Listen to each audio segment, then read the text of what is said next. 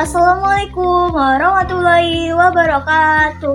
Halo semua, salam sejahtera bagi kita semua. Perkenalkan, saya Dinda Pertiwi, MPN 41183522250001 dari Fakultas Ilmu Sosial dan Ilmu Politik dan Prodi Ilmu Administrasi Negara Universitas Muhammadiyah Indonesia. Pada kesempatan kali ini, saya akan mempresentasikan tugas mata kuliah Asas-Asas Manajemen yang diampu oleh Bapak Muhammad Yunus, SIP, MPA, yang membahas mengenai hakikat manajemen. Adapun judul analisis yang saya ambil adalah penguatan tata kelola pelayanan BPJS Kesehatan di daerah terpencil atau daerah tertinggal, terdepan, dan terluar dalam kajian hakikat manajemen. Mari kita simak pembahasan berikut ini.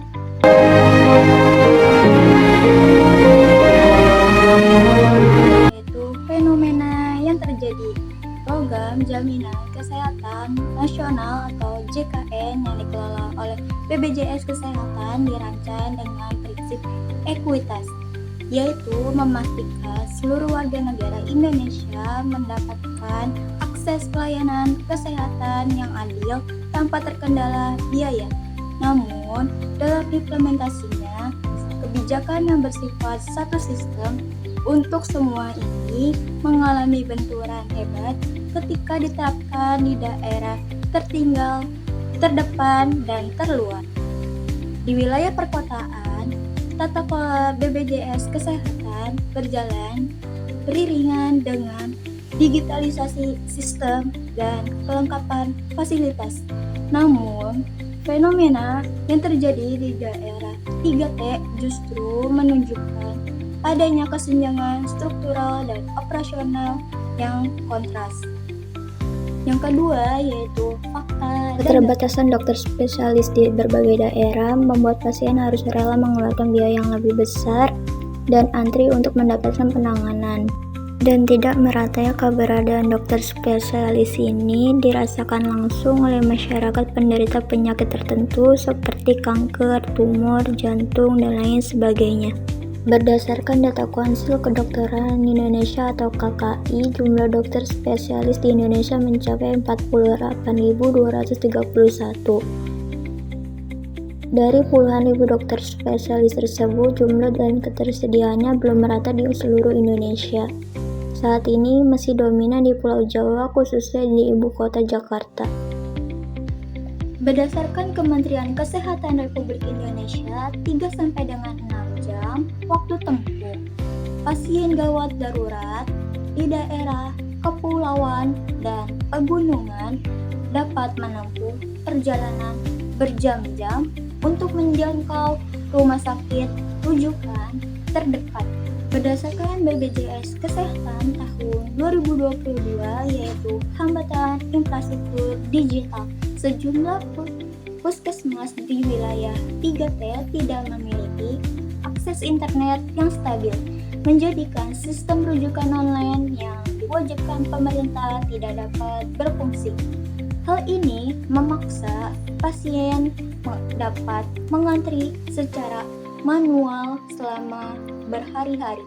Ketiga yaitu masalah yang terjadi ditemukan adanya kesenjangan struktural dan operasional dalam layanan kesehatan yang ekstrim di daerah 3T seperti krisis akses sinyal, yaitu sistem rujukan online mengalami gangguan fungsi di sejumlah wilayah pedalaman akibat ketiadaan jaringan internet yang stabil, termasuk di Kabupaten Malinau, Kalimantan Utara, dan Kabupaten Asmat, Papua, sehingga petugas terpaksa beralih ke mekanisme rujukan manual. Selanjutnya itu adanya kekosongan obat esensial. Banyak apotek jejaring BPJS di daerah terpencil mengalami keterlambatan distribusi obat-obatan kronis seperti obat hipertensi dan obat diabetes. Akibatnya, Rantai pasok yang buruk membuat pasien di daerah 3T terpaksa membeli obat umum dengan uang pribadi karena stok di fasilitas kesehatan setempat kosong. Yang keempat yaitu landasan teori menurut George Robert Berry, yaitu manajemen adalah proses khas yang terdiri dari tindakan, perencanaan, pengorganisasian, pelaksanaan, dan pengawasan untuk mencapai tujuan atau sasaran melalui pemanfaatan sumber daya. Nah, pertama yaitu planning atau perencanaan, menetapkan tujuan dan merumuskan strategi berdasarkan fakta dan prediksi masa depan. Yang kedua yaitu organizing, pengorganisasian, yaitu mengelompokkan kegiatan, membagi kerja, dan mendelegasikan wewenang. Yang ketiga yaitu actuating atau pelaksanaan, yaitu menggerakkan dan memotivasi seluruh anggota atau sumber daya manusia agar bekerja secara sadar untuk mencapai tujuan. Nah, yang keempat yaitu controlling atau pengawasan, mengukur pelaksanaan kerja, mengevaluasi dan melakukan koreksi jika terjadi penyimpangan dari rencana awal. Yang kelima yaitu dalam kajian hakikat manajemen, kegagalan penguatan tata kelola pelayanan BPJS Kesehatan di daerah terpencil disebabkan oleh beberapa faktor, yaitu pertama, disfungsi asas perencanaan, yaitu pemerintah menyusun asumsi satu sistem digital yang seragam tanpa memetakan realita berupa keterbatasan infrastruktur listrik dan internet yang ekstrim di wilayah 3T. Yang kedua yaitu kegagalan asas pengorganisasian, terjadi tumpang tindih serta fragmentasi wewenang antara BPJS Kesehatan, Kemkes, dan Pemda setempat sehingga tidak jelas siapa yang paling bertanggung jawab atas pembenahan fasilitas puskesmas terpencil. Yang ketiga yaitu kegagalan asas pelaksanaan, yaitu pelaksanaan terhambat akibat minimnya dorongan bagi tenaga medis di daerah 3T yang memicu krisis atau kekosongan sumber daya manusia. Ditambah buruknya tata hubungan komunikasi pasokan logistik yang berakibat pada kekosongan obat esensial.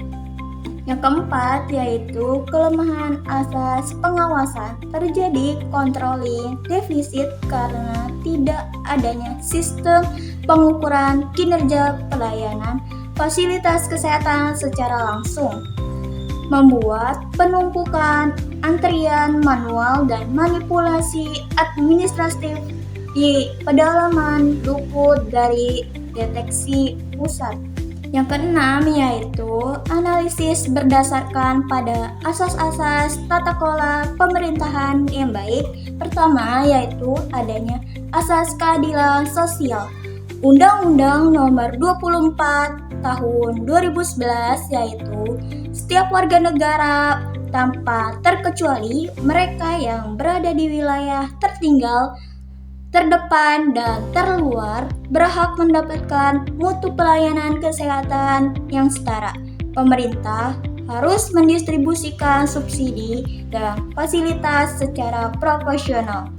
Yang kedua yaitu asas kemanfaatan dan nirlaba. Undang-Undang Nomor 24 Tahun 2011 yaitu pengelolaan dana jaminan kesehatan nasional atau JKN harus dioptimalkan sepenuhnya untuk memberikan perlindungan dan pemenuhan kebutuhan dasar kesehatan, bukan berorientasi pada keuntungan komersial semata.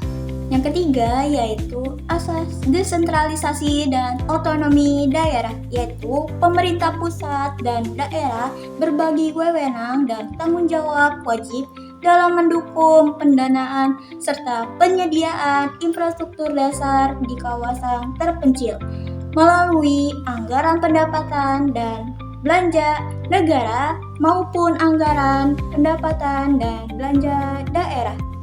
Yang ketujuh yaitu solusi kebijakan pemerintah untuk mengatasi permasalahan di daerah 3T. Yang pertama yaitu kebijakan distribusi tenaga medis yang berkeadilan, yaitu memberikan intensif dan jaminan kesejahteraan yang sepadan. Pemerintah perlu memberikan tunjangan khusus yang tinggi bagi dokter dan perawat yang bersedia ditempatkan di daerah pelosok guna menarik minat mereka. Selanjutnya yaitu adanya jaminan keamanan khusus untuk di daerah tertinggal, terdepan, dan terluar yang rawan konflik seperti beberapa wilayah di Papua. Pemerintah harus memberikan jaminan keamanan ekstra bagi para tenaga kesehatan yang bertugas. Yang kedua yaitu afirmasi dan asimetri kebijakan infrastruktur. Pemerintah pusat harus menghentikan kebijakan yang bersifat menyamaratakan semua daerah. Solusinya adalah fleksibilitas sistem digitalisasi. Untuk daerah yang belum memiliki akses internet memadai, pemerintah harus menyediakan alternatif sistem pelayanan atau pendaftaran secara manual. Kebijakan ini penting agar masyarakat di daerah pedalaman tidak perlu menempuh perjalanan berhari-hari hanya untuk mencari sinyal internet. Yang ketiga yaitu sinkronisasi regulasi pusat dan daerah. Perlu adanya kejelasan regulasi agar tidak terjadi saling lempar tanggung jawab antara pemerintah pusat dan daerah terkait pelaksanaan BPJS dan pengelolaan tenaga medis.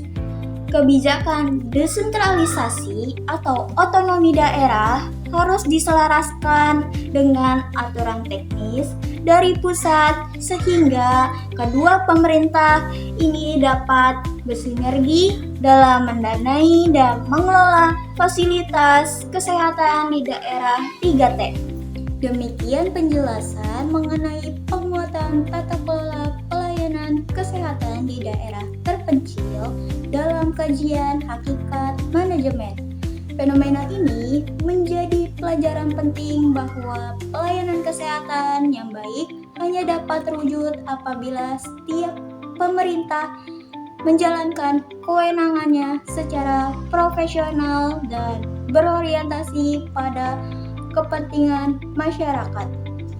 Nah, pelayanan kesehatan yang adil di daerah terpencil bukan sekedar program jaminan sosial, melainkan manifestasi nyata dari kedaulatan kemanusiaan.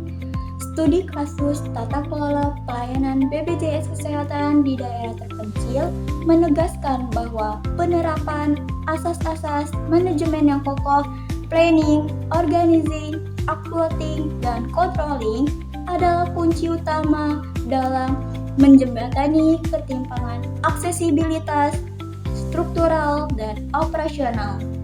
Reformasi tata kelola yang integratif bukan lagi sekedar pilihan kebijakan, melainkan kewajiban konstitusional negara untuk menjamin martabat kemanusiaan di pelosok tanah air.